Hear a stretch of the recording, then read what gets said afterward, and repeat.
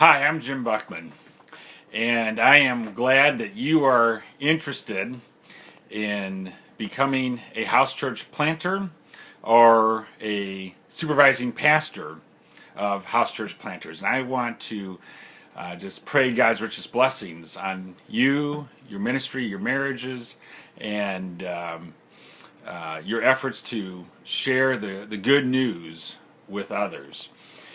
Why become a house church planter? Why be a pastor who supervises house church planters? Why try and plant house churches through your congregations?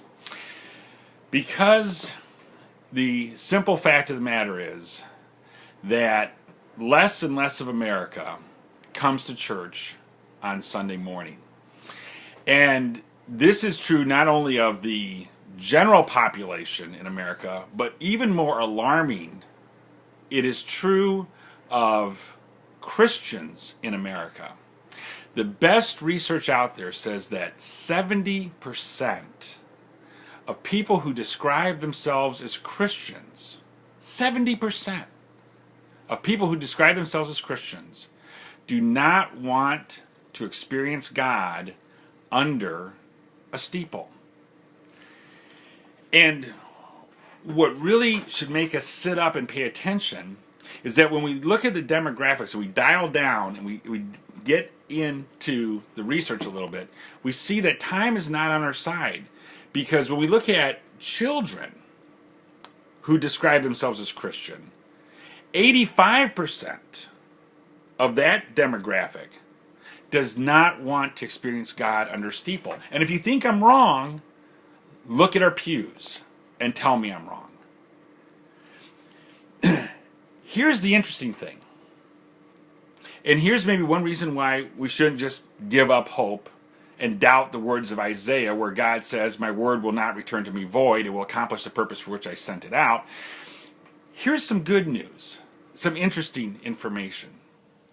75% of the Christians who did not worship under a steeple this past week watched at least 2 hours of religious broadcasting.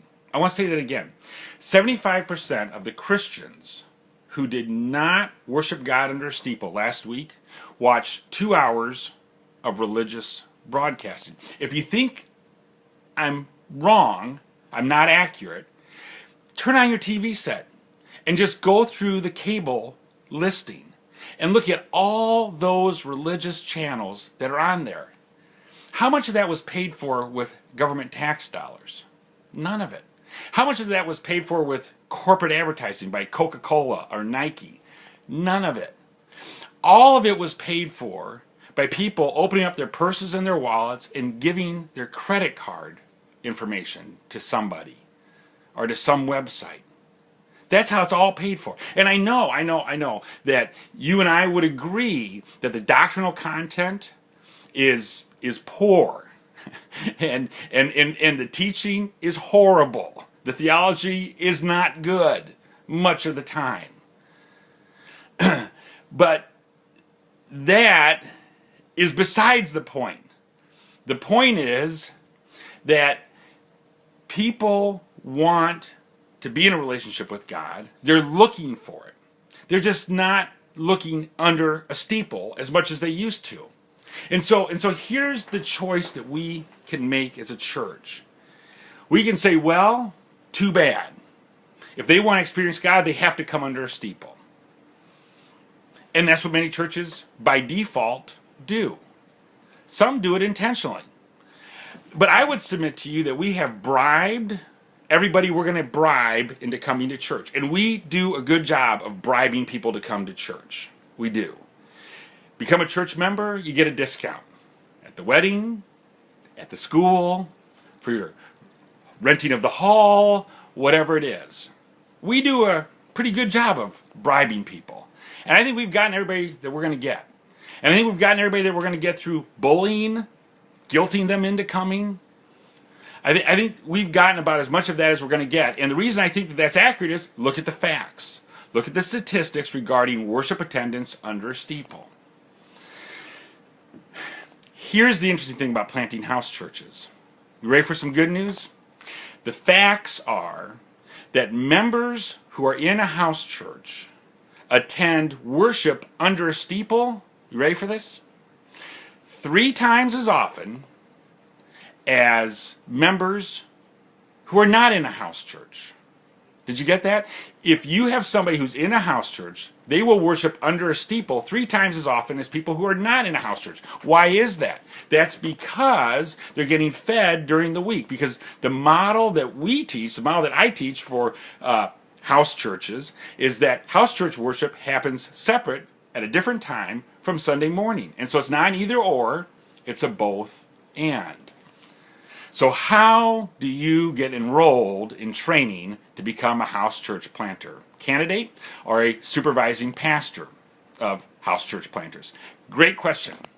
All you got to do is go to the page on this website where you register and create your online ID to be able then to navigate our website. To register, there is a registration fee for registering as a house church planter or supervisor of house church planters. And upon taking care of that, you will then get your Get Started kit. Because that's what this is all about, how to get started with planting a house church.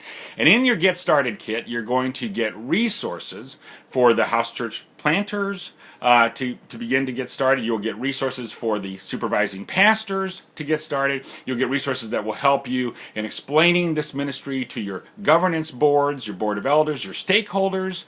You'll get all of those resources in your Get Started kit.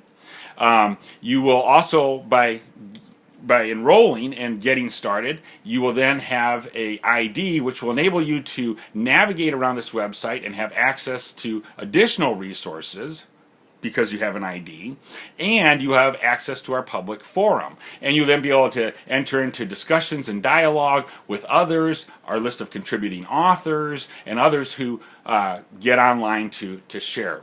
And also by enrolling and getting started, you will, in your Get Started kit, you will get a copy of the description of Course 1 that you take in your house church planting training. You'll get your reading list, and you will get your first assignment to complete prior to beginning Course 1, which is titled House Churches, House Church Planters, and Mercy Ministry.